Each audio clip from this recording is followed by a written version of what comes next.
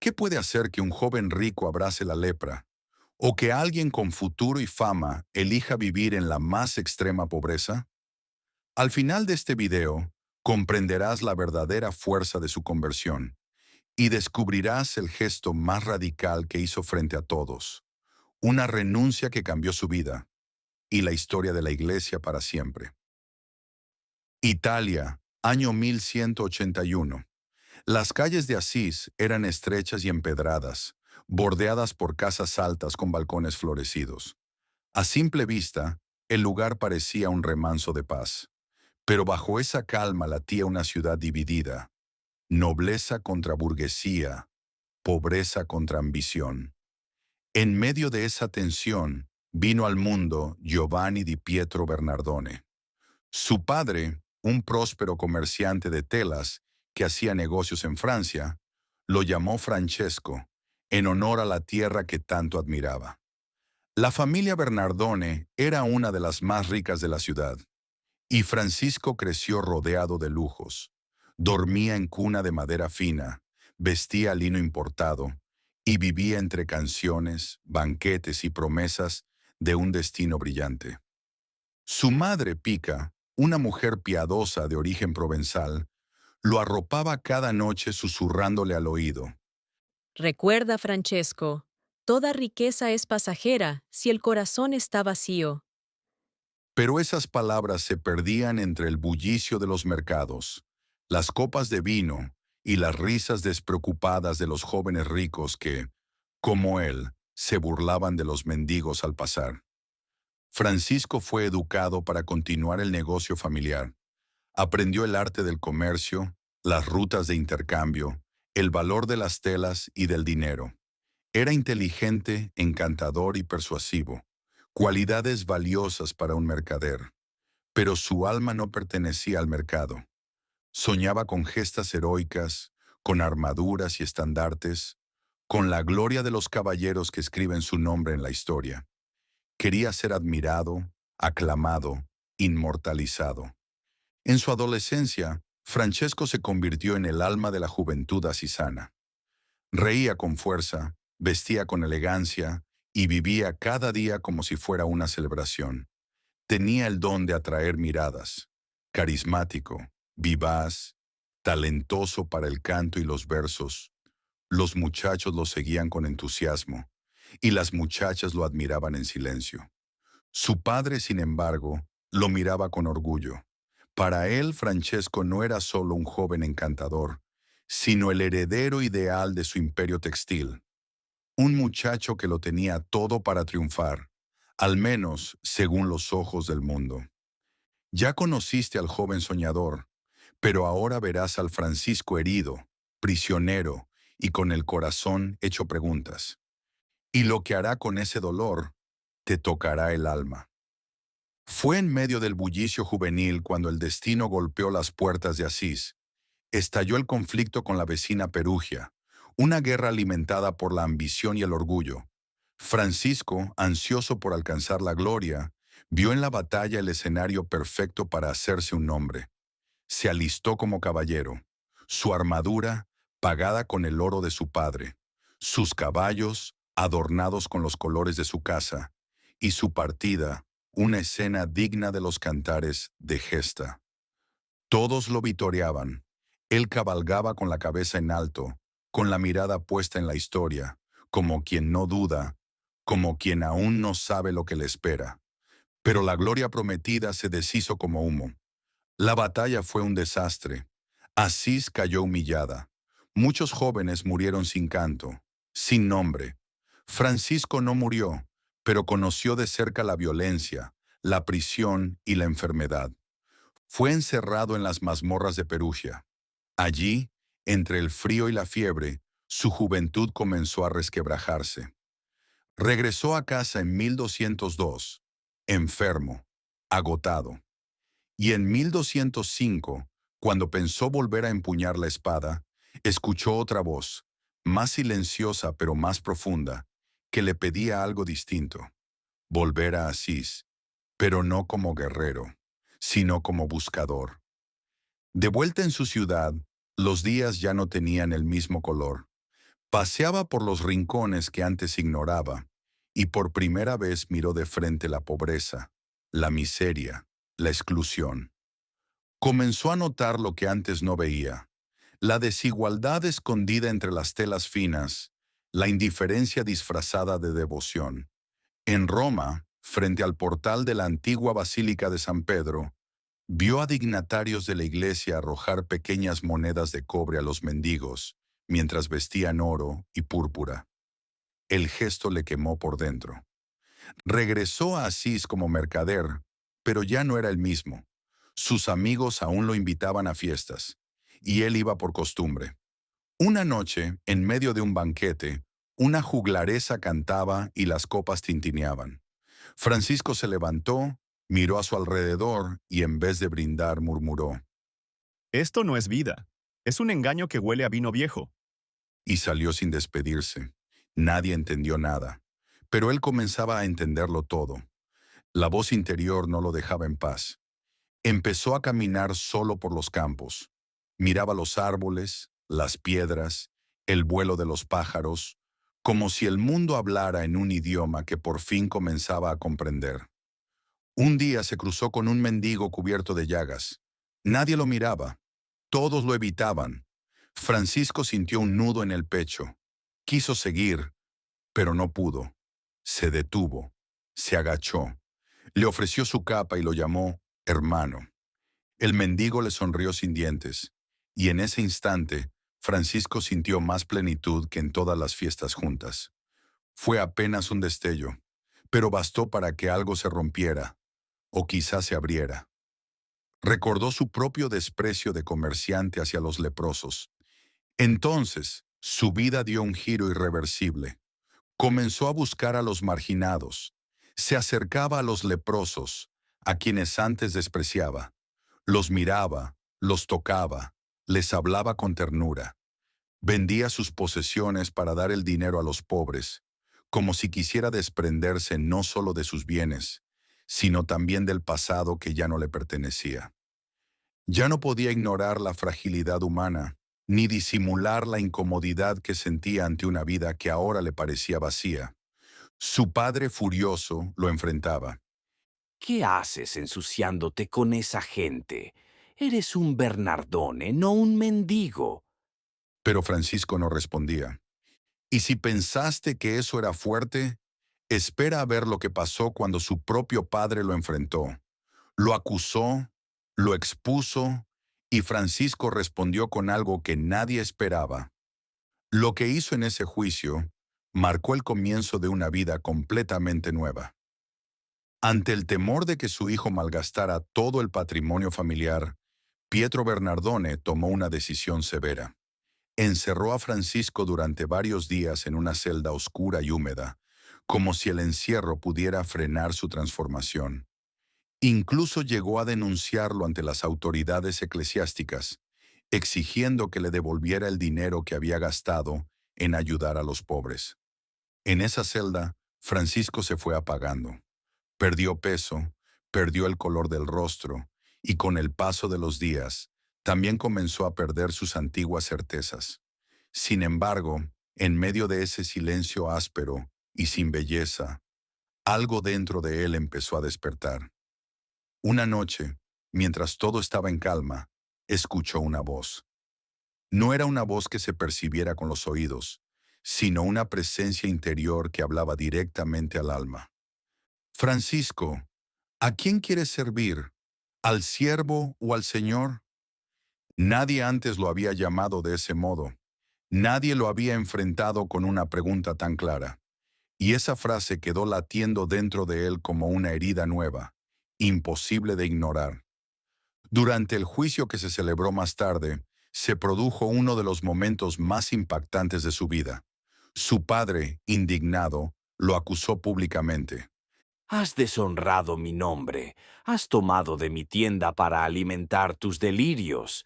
Devuélveme todo y vuelve a ser quien eras. La respuesta de Francisco no fue con palabras, sino con un gesto radical.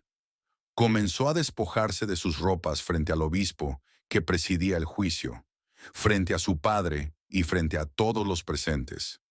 Prenda por prenda, fue dejando atrás no solo la tela fina que lo cubría, sino también todo aquello que lo ataba a su antigua vida: la herencia, el apellido, la comodidad. Entonces, con voz serena, dijo: Hasta ahora he llamado padre a Pietro Bernardone, pero como he decidido consagrarme al servicio de Dios, le devuelvo el dinero que tanto le irrita y todas las ropas que de él recibí. Un profundo silencio envolvió el lugar. Nadie se movía, nadie hablaba. El obispo, conmovido, se acercó, lo abrazó y lo cubrió con su propio manto, un gesto que simbolizaba protección, pero también el reconocimiento de un nuevo comienzo. Desde hoy, verdaderamente caminas en la pobreza de Cristo, le dijo. Francisco salió caminando descalzo por la calle principal de Asís. Algunos lo miraban con lástima, otros se burlaban, pero él caminaba con una sonrisa serena. Por primera vez se sentía verdaderamente libre. Todo lo que lo había atado hasta ese momento, el nombre, la riqueza, la apariencia, había quedado atrás. Ya sin bienes, sin apellido y sin miedo, Francisco caminaba como un pobre más. Fue entonces cuando una voz lo llamó en lo profundo de una iglesia en ruinas. Una voz que le dijo: Francisco, repara mi casa. Y esa reparación no fue solo de piedras, fue de corazones.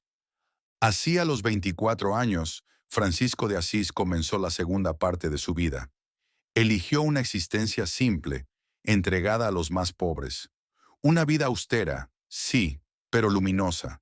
Y poco a poco, esa sencillez se convirtió en su testimonio más elocuente. Una mañana, mientras deambulaba cerca de San Damián, entró en la capilla semiderruida. Las tejas rotas dejaban pasar la luz como hilos celestiales. Se arrodilló ante el crucifijo y entonces ocurrió lo inesperado. Cristo le habló desde la cruz. Le habló como un padre a su hijo, como un amigo a otro. Francisco, ve y repara mi iglesia, que como ves está en ruinas. El joven tembló, sintió miedo, pero también una paz profunda, como nunca antes. Salió corriendo, con los ojos encendidos y el corazón rebosante. Ya no había dudas, sabía lo que debía hacer. Dormía bajo los árboles, mendigaba pan y pasaba horas reconstruyendo iglesias, piedra por piedra. Pero más que muros, lo que estaba levantando era algo más grande. Reconstruía su alma y la de quienes lo miraban. Los niños lo seguían con curiosidad. Los ancianos comenzaron a llamarlo el pobrecillo de Dios. Y aunque su cuerpo estaba cubierto de polvo y su estómago casi vacío, su rostro brillaba con una paz que ni todo el oro de su antigua vida podía igualar. Los ricos se burlaban. Mírenlo, de heredero a mendigo. Francisco ya no hablaba de gloria ni de honor. Hablaba de amor, un amor radical, tierno y exigente. Un amor que lo arrancó del confort y lo lanzó a los brazos de un Dios pobre, que como él no tenía dónde reclinar la cabeza. Lo que nadie entendía era cómo alguien que lo había perdido todo, caminaba como si lo hubiera ganado todo. Francisco no tenía dinero, ni techo, ni apellido que lo protegiera. Y sin embargo, al verlo andar por los caminos de Umbría, con el rostro iluminado por una sonrisa suave y los pies cubiertos de polvo, muchos sentían que estaban ante alguien más vivo que nunca. Fue ahí, en esa pobreza extrema, donde empezó a ver lo que otros ya no podían ver, el alma de las cosas. El canto de un ruiseñor le parecía una alabanza, el viento en las hojas, una oración, la luna, una bendición silenciosa. El mundo, que antes era fondo decorativo de su riqueza, se convirtió en su templo. No necesitaba iglesias para rezar. Rezaba con la mirada, con el cuerpo, con cada paso. Los días los pasaba entre los campos, ayudando a leprosos, consolando a enfermos, limpiando heridas que otros no se atrevían a mirar. Se inclinaba ante ellos como si fueran reyes. Los abrazaba sin miedo. Muchos huían de él por eso. Está loco. Swing. ¿Cómo puede tocar lo intocable? ¿Cómo puede sonreír mientras limpia llagas abiertas? Pero él no lo hacía por valor, lo hacía por amor. Decía, Donde está el más pequeño, allí está Cristo escondido. un día al pasar por un bosque cerca de Bebagna, vio un grupo de pájaros posados en los árboles. Se detuvo, sintió algo extraño, como un impulso del alma, y les habló. Hermanos míos, pájaros, alabad a vuestro Creador. Él os dio alas, os dio el cielo, os dio libertad. No seáis ingratos con tanto amor. Los pájaros no huyeron. Al contrario, se quedaron quietos, como si lo escucharan. Algunos comenzaron a cantar, otros a volar en círculos sobre su cabeza. Los campesinos que lo vieron creyeron que era brujería, pero para Francisco era simplemente comunión, porque cuando uno se vacía de sí mismo, incluso la creación comienza a reconocerte como hermano. Desde ese día comenzó a llamar hermanos y hermanas a todo, al sol, a la luna, al fuego, al agua, al lobo, a la muerte. Su lenguaje ya no era humano, era divino, no porque fuera extraño, sino porque era puro. Hablaba con una ternura que hacía temblar. A un árbol seco le decía, Hermano, quédate firme, que Dios aún puede vestirte de hojas. a un enfermo le susurraba. Hermano, esta herida también canta. Asimismo se decía, Francisco, no vales por lo que haces, sino por cuánto amas. cuando encontraba una piedra, la tomaba con cuidado, como si fuera reliquia. Cuando bebía agua, lo hacía como si fuera vino sagrado. Cuando caminaba solo, se sabía acompañado.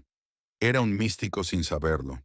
Su fama comenzó a crecer, aunque él no lo buscaba.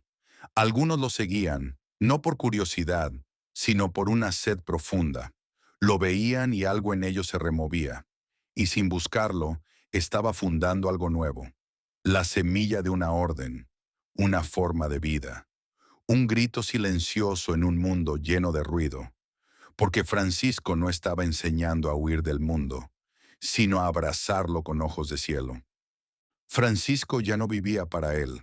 Amaba a todos como hermanos.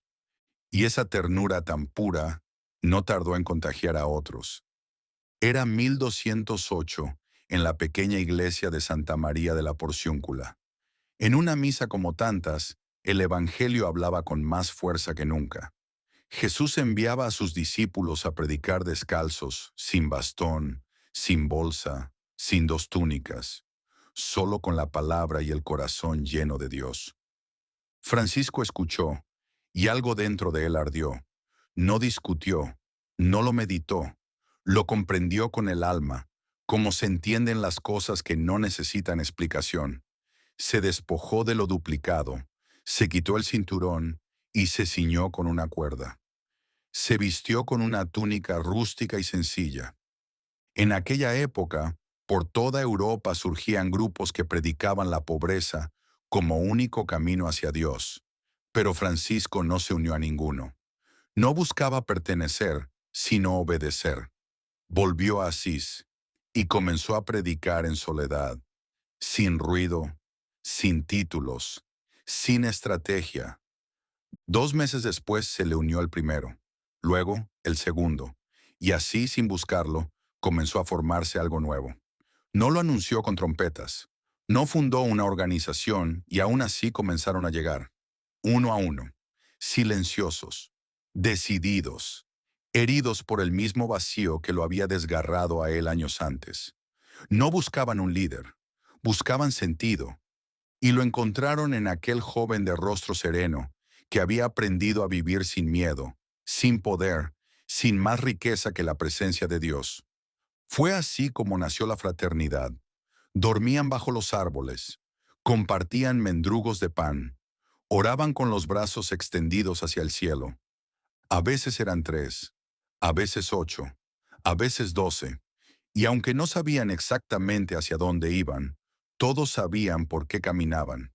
Francisco los guiaba hacia la libertad del espíritu. Les decía, Hermanos, si queremos seguir a Cristo, debemos despojarnos de todo, incluso de nosotros mismos. Y ellos lo hacían. Cantaban mientras mendigaban, lavaban los pies de los enfermos, cuidaban a los niños y a los ancianos. Donde había desprecio, ponían ternura. Donde había miedo, ofrecían fe. Y la gente empezó a llamarlos los locos de Dios. Pasaron los años y Francisco logró algo impensado. Una audiencia con el Papa Inocencio III. Muchos en la jerarquía temían a estos movimientos que predicaban una iglesia despojada de poder. Pero el Papa, conmovido, aprobó su regla.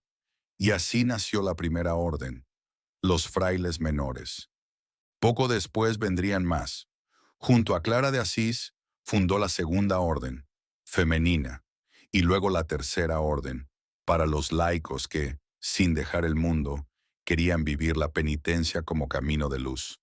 En 1215 ya eran cientos. Y no solo en Italia, sus pasos habían llegado a Francia, a España, a Portugal. Predicaban en parejas, vivían entre la gente, fundaban pequeñas ermitas en las afueras de las ciudades. Eran luz sin imponerse, semilla sin alarde. Rechazaron privilegios. Mis hermanos son llamados frailes menores. No intentan convertirse en mayores. Su vocación es permanecer siempre humildes. Para él, ser menor no era solo una palabra, sino una forma de vivir, con sencillez, sin títulos ni ambiciones, sirviendo a todos, especialmente a los más pequeños. Rechazar el estatus era, para Francisco, parte esencial del camino hacia Dios. Y siguieron caminando. Cruzaron fronteras, mares, desiertos. Francisco viajó a Oriente, a Tierra Santa. Allí, muchos cruzados, hombres formados para la guerra, colgaron sus espadas. No porque se les ordenara, sino porque algo en el corazón les dijo que la verdadera valentía estaba en renunciar al poder y abrazar la paz. Pero todavía falta algo que quizás no sabías. Francisco también fue el primero en hacer algo que hoy todos conocemos cada diciembre. El primer Belén, cuando la fe tomó forma.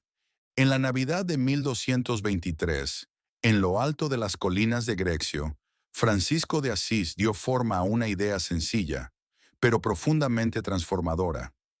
Representar el nacimiento de Jesús de manera tangible, cercana, viva.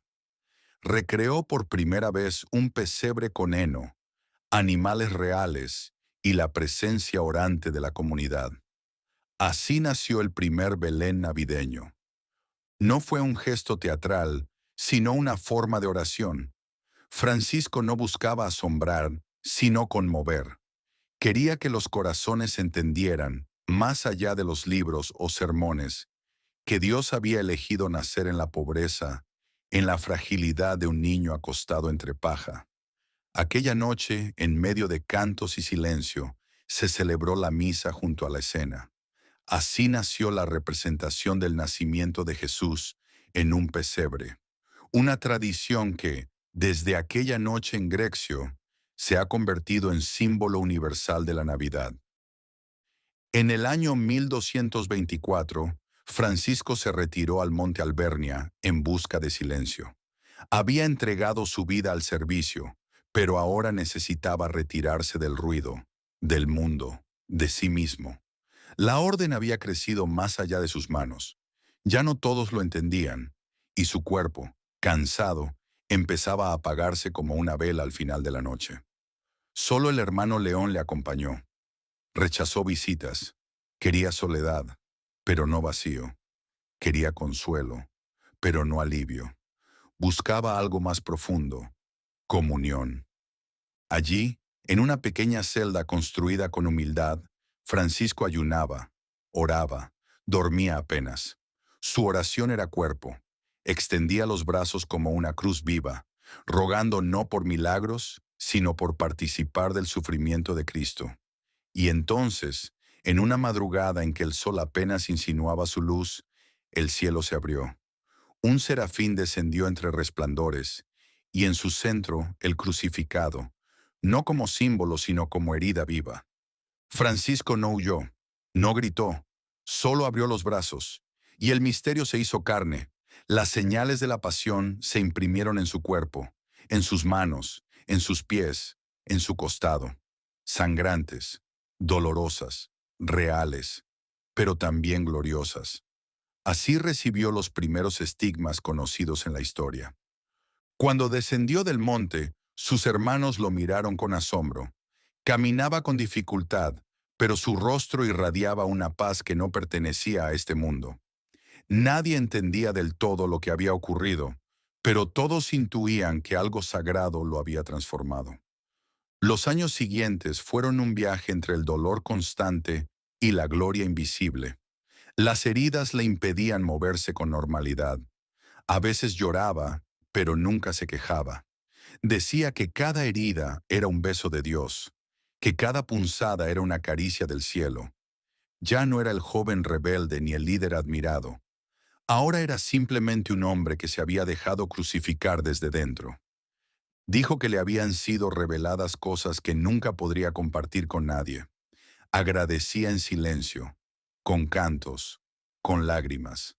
Agradecía el dolor como quien comprende que el amor verdadero deja huellas y a veces sangra. Con los años el cuerpo de Francisco comenzó a desgastarse. Las largas caminatas, los ayunos prolongados, las noches sin dormir habían dejado huella. Ya no era el joven vigoroso que recorría los campos predicando con el corazón encendido.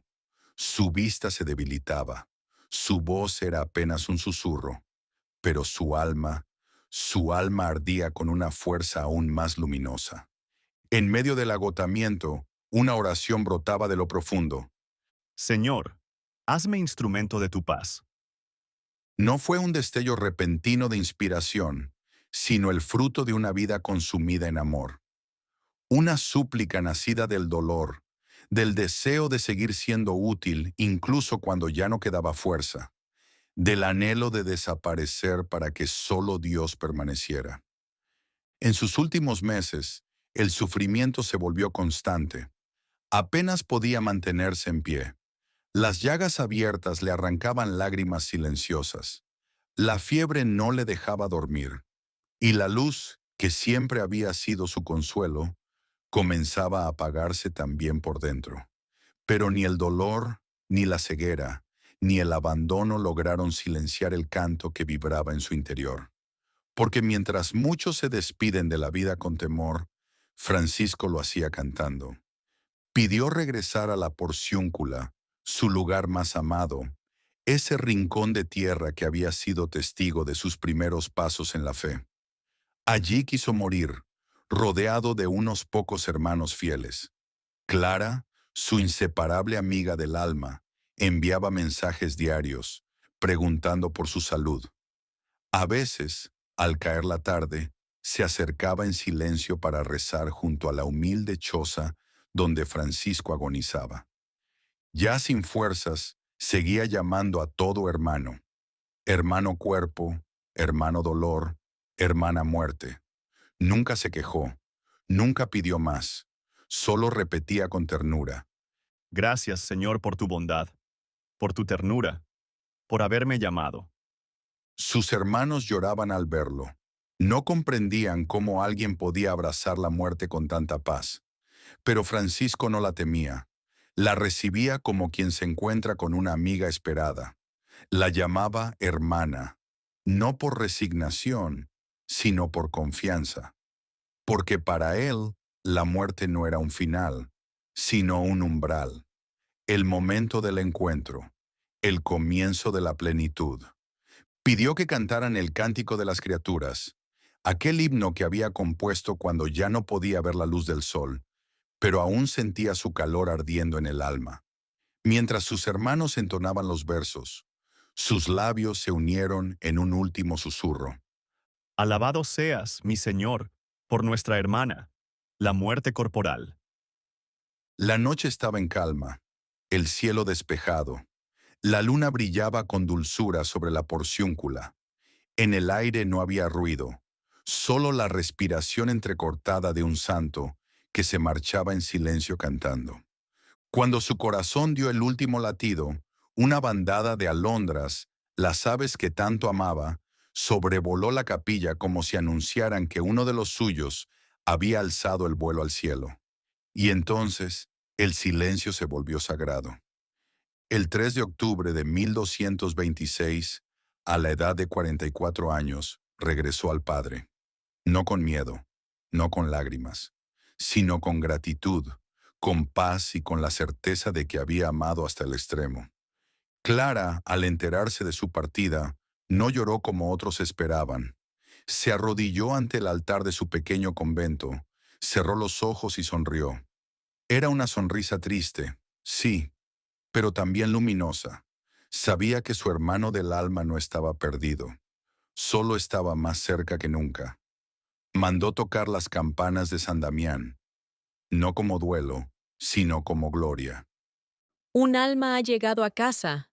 Y se encerró a orar durante horas, con una lámpara encendida que no se apagaría durante días. Sus hermanos decidieron enterrarlo en un lugar secreto, temiendo que robaran su cuerpo. Pero nada podía esconder ya su presencia, porque Francisco se había vuelto una semilla eterna. Una semilla que, en lugar de quedarse bajo tierra, brotaba en cada gesto de amor, en cada oración sincera, en cada corazón dispuesto a vivir como él vivió, sin nada, pero con todo. Algunos pensaron que, con su muerte, todo terminaría, que los hermanos se dispersarían, que el fervor pasaría, que su recuerdo se apagaría como se apaga una vela en la tormenta. Pero lo que no sabían era que Francisco no había construido un templo, había encendido un fuego, y ese fuego ya era imparable. La Iglesia, ante tal fervor, no pudo ignorarlo. En menos de 2 años, un tiempo récord en toda la historia de canonizaciones, el Papa Gregorio IX lo declaró santo. La ceremonia se llevó a cabo en Asís, en medio de una multitud inmensa. No venían por obligación, venían porque algo en su alma les decía, él entendió lo que significa vivir.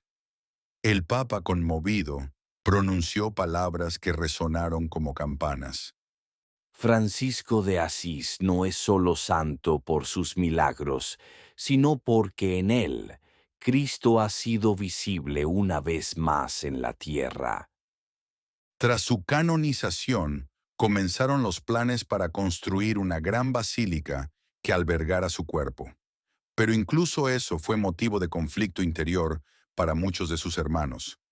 ¿Habría querido Francisco algo tan grandioso? Se preguntaban. Él que dormía en la tierra, que no permitía ni siquiera que lo llamaran padre, que rechazaba las riquezas, querría una tumba de mármol, columnas y frescos. Sin embargo, entendieron algo más profundo. No lo hacían por él, lo hacían por todos los que venían detrás, por aquellos que, al mirar esa basílica, no verían piedra sino posibilidad. Y así se levantó la Basílica de San Francisco, en lo alto de Asís, como un faro de fe que aún hoy resplandece. Dentro de ella, se colocó su cuerpo en una cripta humilde, envuelto en la misma túnica que usó para morir. Allí, bajo tierra, sigue siendo el mismo, oculto, callado, fiel. Los frescos que decoran las paredes narran su vida como un evangelio pintado. El joven rico que se despoja, el hermano que abraza al leproso, el místico que recibe las llagas, el hombre que canta al sol y se despide entre alondras. Cada imagen es oración, cada trazo es herida sanada. Cada mirada que se alza hacia ellos es un reencuentro con la ternura de Dios. Mientras tanto, la orden franciscana crecía por todo el mundo. Frailes menores, clarisas, terciarios. La espiritualidad de Francisco comenzaba a tomar muchas formas, pero siempre con el mismo corazón: pobreza, humildad, alegría. Porque si algo había dejado claro Francisco, era que la fe no debía vivirse como peso, sino como canto. Y ese canto cruzó los siglos. Y así, entre piedras, cantos y pasos anónimos, el pobre de Asís se convirtió no en un monumento, sino en una herencia viva. Lo increíble es que, 800 años después, aún sigue caminando. En aldeas remotas de África, en santuarios de América Latina, en las ciudades agitadas de Europa, en humildes pueblos de Asia, hay personas que viven como él, sin títulos, sin posesiones, sin buscar reconocimiento.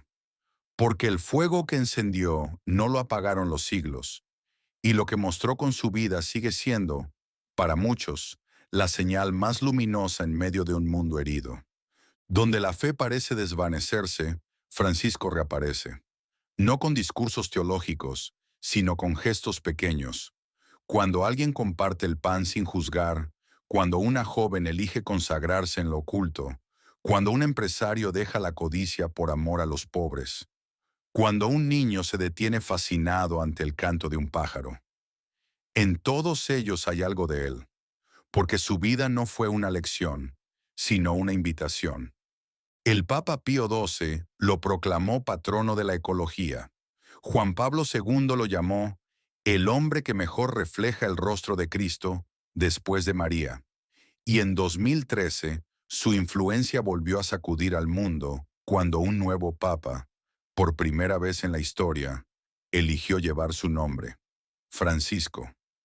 No fue solo un homenaje, fue una declaración. Quiero una iglesia pobre para los pobres, como el hombre de Asís. Dijo el Papa. Y ese eco despertó algo en millones de almas. Cada 4 de octubre, su fiesta se celebra en todo el mundo.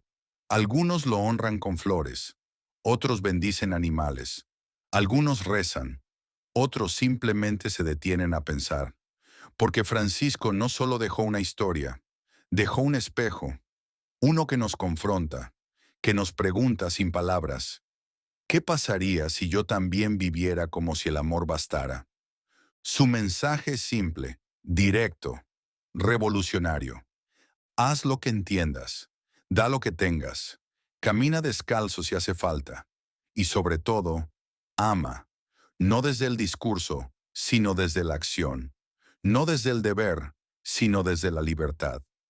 Y en un mundo que corre, que grita, que busca tener siempre la razón, Francisco sigue hablando desde el silencio. Paz y bien. Ese saludo humilde que ofrecía a todos por igual no fue un eslogan, fue una promesa, que la paz es posible, que el bien existe, que vivir como Cristo no es una fantasía, es una elección. Hoy, San Francisco de Asís es uno de los santos más universales de la Iglesia, patrono de los animales y de la ecología, porque vio a cada criatura como hermana, patrono de los pobres, porque eligió vivir con nada y amar sin medida, patrono de quienes buscan paz, porque no la predicó, la vivió. Su vida nos confronta, nos desnuda, nos sacude. ¿Qué estoy dispuesto a dejar para vivir con autenticidad? ¿A quién llamo hermano solo de palabra y a quién con el alma? ¿Cuánto necesito realmente para ser feliz? Si el testimonio de Francisco te inspiró, no lo guardes solo para ti. Compártelo con alguien que necesite volver a lo esencial, recordar la belleza de lo simple o encontrar luz en medio del ruido. Suscríbete. Ayúdanos a seguir sembrando este mensaje de humildad, paz y fraternidad. Y déjanos tu comentario. ¿Qué le pedirías hoy a San Francisco de Asís si pudieras hablar con él?